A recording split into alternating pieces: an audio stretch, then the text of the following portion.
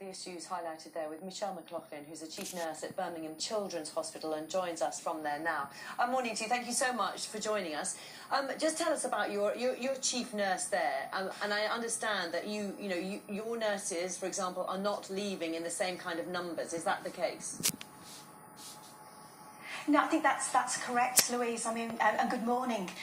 So I think we are slightly more fortunate and in a better position, but I think that it's multifactorial. So the first and foremost to say is thank you to you and BBC for putting the focus on nursing, because whatever we said in all those interviews, you picked up nursing is the best job in the world.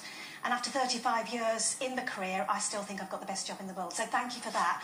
I think we've had to put in an awful lot of work to look at what it is and to talk to our nurses and say what would make you stay. And as you'd expect, it's multifactorial, it's a complex issue, but it's about keeping the nurses in the job now and listening to what we've got to say, but also making sure we get them in.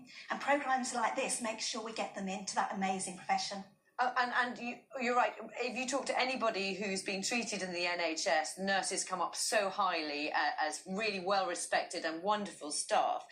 Let's just pick through some of the issues. One of them, and we talked about there, was this kind of guilt from nurses about not having enough time to look after patients, to do their job. Is that something that you hear people talking about?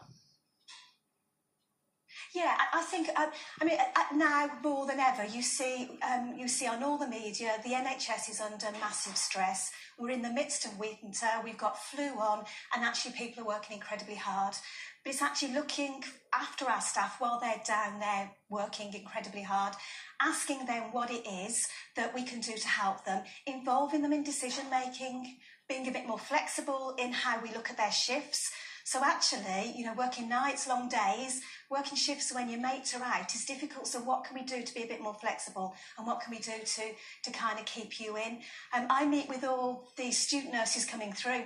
So first of all is to tell them what an amazing job it is, to talk to them as to what their expectations are, and also to remind them when they've finished their training, of course, they're going to come and work for us. So I think there are things like that we need to do to get them in, but it's also when they're down and they're actually having those really difficult shifts, let's talk to them after those difficult shifts. What was it? What could we have done to make it better, and what could we have done to support you?